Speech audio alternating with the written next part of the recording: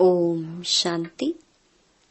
2 मार्च 2026 बाबा के महावाक्य। मीठे बच्चे, याद में रहकर दूसरों को याद का अभ्यास कराओ। योग कराने वाले का बुद्धि योग इधर उधर नहीं भटकना चाहिए। प्रश्न: किन बच्चों के ऊपर बहुत बड़ी रिस्पॉन्सिबिलिटी है? उन्हें कौन सा ध्यान जरूर देना चाहिए? उत्तर: जो बच्चे निमित्त टीचर बनकर दूसरों को योग कराते हैं, उन पर बहुत बड़ी रिस्पॉन्सिबिलिटी है। अगर योग कराते समय बुद्धि बाहर भटकती है तो सर्विस के बजाय डिससर्विस करते हैं। इसीलिए यह ध्यान रखना है कि मेरे द्वारा पुण्य का काम होता रहे। गीत ओम नमो शिवाय। ओम शांति। बाप सभी बच्चों को पहले तो यहाँ बैठ करके लक्ष्य में टिकने के लिए दृष्टि देते हैं कि जैसे मैं शिव बाबा की याद में बैठा हूँ, तुम भी शिव बाबा की याद में बैठो। प्रश्न उठता है कि जो सामने बैठे हैं निष्ठा कराने के लिए, वह सारा समय शिव बाबा की याद में रहते हैं। जो औरों को भी कशिश हो, याद में रहने से बहुत शांति में रहेंगे। अशरीरी हो, शिव बाबा की याद में रहेंगे तो औरों को भी शांति में ले जाएंगे, क्योंकि टीचर होकर बैठते हो ना। अगर टीचर ही ठीक रीति याद में नहीं होंगे तो दूसरे रह नहीं सकेंगे। पहले तो यह ख्याल करना है कि मैं जो उस माशूक बाबा का आशिक हूँ, उसकी याद में बैठा हूँ। हर एक ऐसे अपने से पूछे। अगर बुद्धि और तरफ चली जाती है, देह अभिमान में आ जाते हैं, तो गोया वह सर्विस नहीं डिससर्विस करने बैठे हैं। यह बात समझ की है ना? कुछ सर्विस तो की नहीं, ऐसे ही बैठे हैं तो नुकसान ही करेंगे। टीचर का ही बुद्धि योग भटकता होगा तो वह मदद क्या करेंगे? जो टीचर हो बैठते हैं, वह अपने से पूछें कि मैं पुण्य का काम कर रहा व रही हूँ। अगर पाप का काम करेंगे तो दुर्गति को पाएंगे, पद भ्रष्ट हो जाएगा। अगर ऐसे को गद्दी पर बिठाते हो तो तुम भी रिस्पॉन्सिबल हो। शिव बाबा तो सबको जानते हैं, यह बाबा भी सबकी अवस्था को जानते हैं। शिव बाबा कहेंगे, यह टीचर बन बैठे हैं और इनका बुद्धि योग तो भटकता रहता है। यह क्या औरों को मदद करेंगे? तुम ब्राह्मण बच्चे निमित्त बने हो, शिव बाबा का बनकर उनसे वर्षा लेने। बाबा कहते हैं, हे आत्माएं, माँ मेकम याद करो। टीचर बन बैठते हो तो और ही अच्छी तरह उस अवस्था में बैठो। यूं तो हर एक को बाप को याद करना है, स्टूडेंट अपनी अवस्था को समझ सकते हैं, जानते हैं कि हम पास होंगे व नहीं। टीचर भी जानते हैं, अगर प्राइवेट टीचर रखते हैं वह भी जानते हैं। उस पढ़ाई में तो कोई खास टीचर रखने चाहें तो रख सकते हैं। यहाँ अगर कोई कहते हमको निष्ठा योग में बिठाओ तो बाप की याद में बैठना है। बाप का फरमान ही है, माँ मेकम याद करो। तुम आशिक हो, चलते फिरते अपने माशूक को याद करो। सन्यासी ब्रह्म को याद करते हैं, समझते हैं कि हम जाकर ब्रह्म में लीन होंगे। जो अधिक याद करते होंगे उनकी अवस्था अच्छी होगी। हरेक में कोई न कोई खूबी तो रहती है ना। कहते हैं कि याद की यात्रा में रहो। खुद को भी याद में रहना है। बाबा के पास कोई तो सच्चे भी हैं, कोई झूठे भी हैं। खुद निरंतर याद में रहें बड़ा मुश्किल है। कोई तो बाप से बिल्कुल सच्चे रहते हैं। यह बाबा भी अपना अनुभव तुम बच्चों को बताते हैं कि थोड़ा समय याद में रहता हूँ, फिर भूल जाता हूँ, क्योंकि इसके ऊपर तो बहुत बोझ है। कितने ढेर बच्चे हैं। तुम बच्चों को यह भी पता नहीं पड़ता है कि यह मुरली शिव बाबा ने चलाई व ब्रह्मा चलाते हैं, क्योंकि दोनों इकट्ठे हैं ना।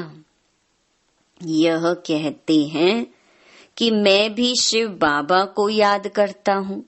यह बाबा भी बच्चों को निष्ठा कराते हैं। यह बैठते हैं तो देखते हो सन्नाटा अच्छा हो जाता है। बहुतों को खींचते हैं। बाप है ना। कहते हैं बच्चे याद की यात्रा में रहो। खुद को भी रहना है, सिर्फ पंडित नहीं बनना है। याद में नहीं रहेंगे तो अंत में फेल हो पड़ेंगे। बाबा मम्मा का तो ऊंच पद है, बाकी तो अभी माला बनी नहीं है। एक भी दाना बना हुआ कंप्लीट नहीं है। आगे माला बनाते थे बच्चों को लिफ्ट देने लिए, परंतु देखा गया कि माया ने बहुतों को खत्म कर दिया। सारा मदार सर्विस पर है। तो जो सामने निष्ठा कराने बैठते हैं उनको समझना है कि मैं सच्चा टीचर होकर बैठूं। नहीं तो बोलना चाहिए कि हमारी बुद्धि यहाँ वहाँ चली जाती है, मैं यहाँ बैठने के लायक नहीं हूँ। स्वयं बताना चाहिए, ऐसे नहीं कि आपे ही कोई भी आकर बैठे। कोई हैं जो मुख से मुरली नहीं चलाते परंतु याद में रहते हैं, लेकिन यहाँ तो दोनों में तीखा जाना चाहिए। साजन बहुत लवली है, उनको तो बहुत याद करना चाहिए। मेहनत है इसमें। बाकी प्रजा बनना तो सहज है, दास दासियां बनना बड़ी बात नहीं है। ज्ञान नहीं उठा सकते हैं। जैसे देखो, यज्ञ की भंडारी है, सबको बहुत खुश करती है, किसको दुख नहीं देती, सब महिमा करते हैं। तो वाह, शिव बाबा की भंडारी तो नंबर 1 है। बहुतों की दिल को खुश करती है। बाबा भी बच्चों की दिल को खुश करते आए हैं। बाप कहते हैं कि मुझे याद करो और यह चक्कर बुद्धि में रखो। अब हरेक को अपना कल्याण करना है। हड्डी सर्विस करनी चाहिए। तुमको बहुत रहम दिल बनना चाहिए। मनुष्य मुक्ति जीवन मुक्ति के लिए बहुत धक्के खाते हैं। किसको भी सद्गति का मालूम ही नहीं है। समझते हैं कि जहाँ से आया वहाँ वापस जाना है। नाटक भी समझते हैं परंतु उस पर चलते नहीं हैं। देखो क्लास में कहाँ कहाँ मुसलमान भी आते हैं। कहते हैं कि हम असुल देवी देवता धर्म के हैं। फिर जाकर हम मुसलमान धर्म में कन्वर्ट हो गए हैं। हमने 84 जन्म भोगे हैं। सिंध में भी 5-6 मुसलमान आते थे, अभी भी आते हैं। अब आगे चल सकते हैं व नहीं वह तो देख लेंगे, क्योंकि माया भी तो परीक्षा लेती है। कोई तो पक्के ठहर जाते हैं, कोई ठहर नहीं सकते। जो असुल ब्राह्मण धर्म के होंगे, जिन्होंने 84 जन्म लिए होंगे, वे तो कभी हिलेंगे नहीं। बाकी कोई न कोई कारणे अकारणे चले जाएंगे। देह अभिमान भी बहुत आ जाता है। तुम बच्चों को तो बहुतों का कल्याण करना है, नहीं तो क्या पद पाएंगे। घर बार छोड़ा है अपने कल्याण के लिए। कोई बाप के ऊपर मेहरबानी नहीं करते हैं। बाप के बने हो तो फिर सर्विस भी ऐसी करनी चाहिए। तुमको तो राजाई का मेडल मिलता है। 21 जन्म सदा सुख की राजाई मिलती है। माया पर सिर्फ जीत पानी है और औरों को भी सिखाना है। कोई फेल भी हो जाते हैं। समझते हैं कि बादशाही लेनी तो मुश्किल है। बाप कहते हैं कि ऐसा समझना कमजोरी है। बाप और वर्षे को याद करना तो बहुत सहज है। बच्चों में हिम्मत नहीं आती है राजाई लेने की, तो कायर हो बैठ जाते हैं। न खुद लेते न औरों को लेने देते, तो परिणाम क्या होगा। बाप समझाते हैं कि रात दिन सर्विस करो। कांग्रेसियों ने भी मेहनत की, कितनी जफाकसी माना खींचा तान की, तब तो फॉरेनर्स से राज्य लिया। तुमको रावण से राज्य लेना है। वह तो सबका दुश्मन है। दुनिया को पता नहीं कि हम रावण की मत पर चल रहे हैं, तब दुखी हैं। किसको भी सच्चा स्थायी दिल का सुख थोड़ी है। शिव बाबा कहते हैं, मैं तुम बच्चों को सदा सुखी बनाने आया हूँ। अब श्रीमत पर चल श्रेष्ठ बनना है। जो भी भारतवासी हैं, वे अपने धर्म को भूल गए हैं। यथा राजा रानी तथा प्रजा।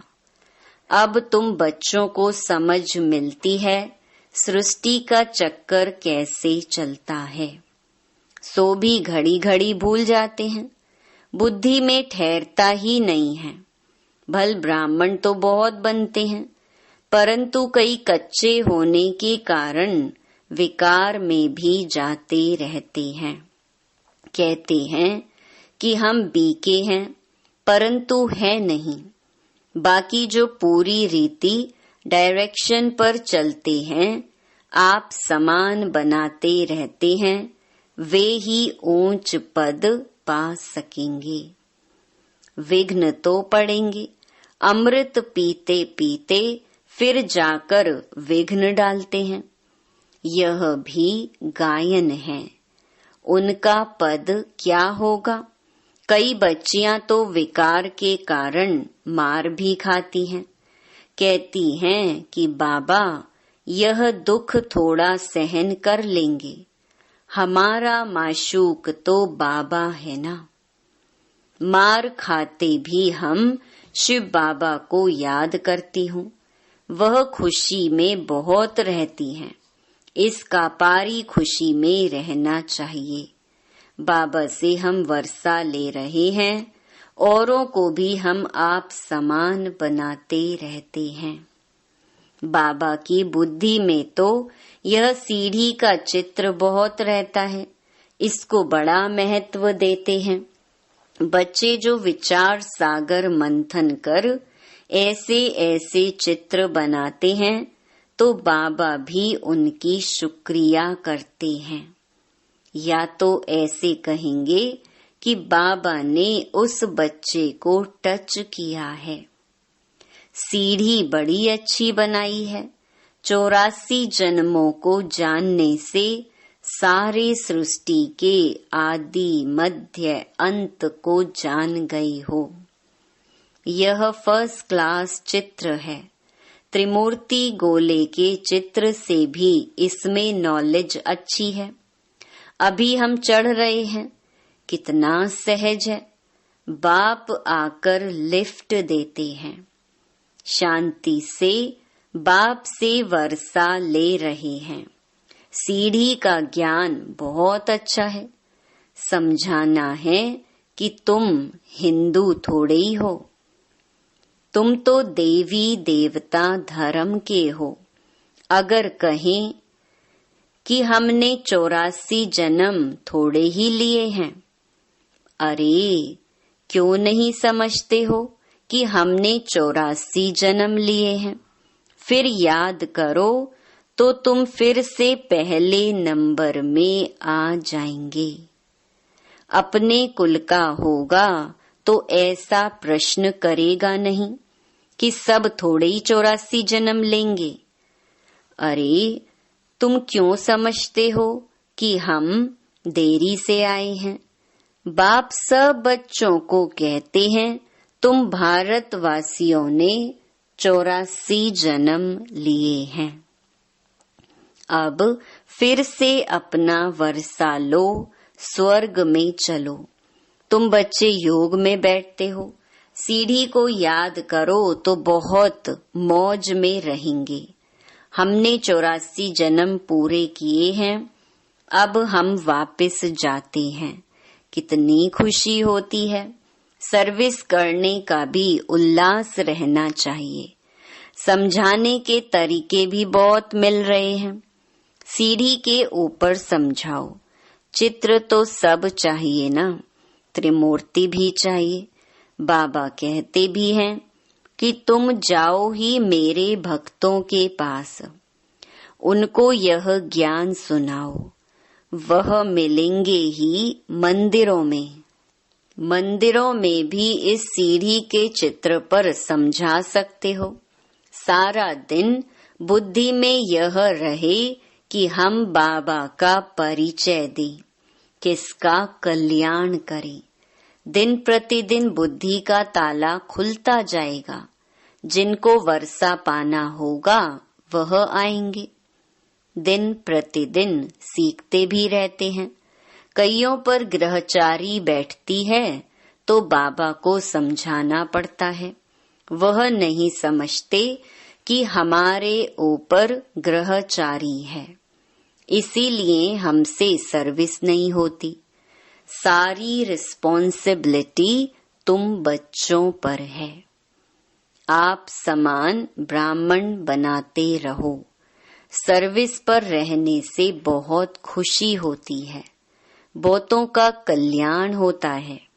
बाबा को बम्बई में सर्विस करने का बहुत मजा आता था। बहुत नए नए आते थे। बाबा की तो बहुत दिल होती है कि सर्विस करें। बच्चों को भी ऐसा रहमदिल बनना चाहिए। सर्विस पर लग जाना चाहिए।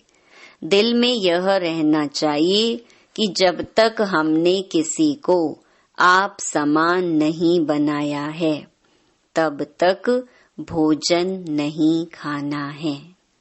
पहले पुण्य तो करूं, पाप आत्मा को पुण्य आत्मा बनाए, फिर रोटी खाएं। तो सर्विस में जुटा रहना चाहिए। किसका जीवन सफल बनाएं, तब रोटी खाएं। आप समान ब्राह्मण बनाने की कोशिश करनी चाहिए। बच्चों के लिए मैगजीन निकलती हैं, लेकिन बीके इतना पढ़ते नहीं हैं। समझते हैं कि हमको थोड़ी पढ़ना है, यह बाहर वालों के लिए है। बाबा कहते हैं, बाहर वाले तो कुछ समझते नहीं हैं बिगर टीचर के। यह है ब्रह्मा कुमार कुमारियों के लिए तो पढ़कर रिफ्रेश हो, परंतु वे पढ़ते नहीं हैं। सभी सेंटर्स वालों से पूछते हैं कि सारी मैगजीन कौन पढ़ते हैं, मैगजीन से क्या समझते हैं, कहाँ तक ठीक है। मैगजीन निकालने वाले को भी आफरीन देनी चाहिए कि आपने बहुत अच्छी मैगजीन लिखी है, आपको धन्यवाद करते हैं। मेहनत करनी है, मैगजीन पढ़नी है। यह है बच्चों के रिफ्रेश होने के लिए, लेकिन बच्चे पढ़ते नहीं। जिनका नाम बाला है, उन्हों को सब बुलाते हैं कि बाबा भाषण करने लिए हमारे पास फलाने को भेजो। बाबा फिर समझते हैं कि खुद भाषण करना नहीं जानते हैं, तब तो मांगनी करते हैं। तो सर्विस एबल को कितना रिगार्ड देना चाहिए। अच्छा, मीठे मीठे सिकिलधे बच्चों प्रति मात पिता बाप दादा का याद प्यार और गुड मॉर्निंग। रूहानी बाप की रूहानी बच्चों को नमस्ते। धारणा के लिए मुख्य सार। पहला, राजाई का मेडल लेने के लिए सबकी दिल को खुश करना है। बहुत बहुत रहम दिल बन अपना और सर्व का कल्याण करना है। हड्डी सेवा करनी है। दूसरा, देह अभिमान में आकर डिससर्विस नहीं करनी है। सदा पुण्य का काम करना है। आप समान ब्राह्मण बनाने की सेवा करनी है। सर्विस एबल का रिगार्ड रखना है। वरदान, मनन शक्ति द्वारा वेस्ट के वेट को समाप्त करने वाले सदा शक्तिशाली भव। आत्मा पर वेस्ट का ही वेट है। वेस्ट संकल्प, वेस्ट वाणी, वेस्ट कर्म, इससे आत्मा भारी हो जाती है। अब इस वेट को खत्म करो। इस वेट को समाप्त करने के लिए सदा सेवा में बिजी रहो। मनन शक्ति को बढ़ाओ। मनन शक्ति से आत्मा शक्तिशाली बन जाएगी। जैसे भोजन हजम करने से खून बनता है, फिर वह शक्ति का काम करता, ऐसे मनन करने से आत्मा की शक्ति बढ़ती है। स्लोगन, जो अपने स्वभाव को सरल बना लेते हैं, उनका समय व्यर्थ नहीं जाता। ये अव्यक्त इशारे निश्चय के फाउंडेशन को मजबूत कर सदा निर्भय और निश्चिंत रहो। जो निश्चय बुद्धि होगा वह निश्चिंत होगा। उसे किसी भी प्रकार का चिंतन व चिंता नहीं होगी। क्या हुआ, क्यों हुआ, ऐसे नहीं होता। यह व्यर्थ चिंतन है। निश्चय बुद्धि निश्चिंत वह कभी व्यर्थ चिंतन नहीं करेगा। सदा स्वचिंतन में रहने वाला स्व स्थिति से परिस्थिति पर विजय प्राप्त कर लेता है। अच्छा, ओम शांति।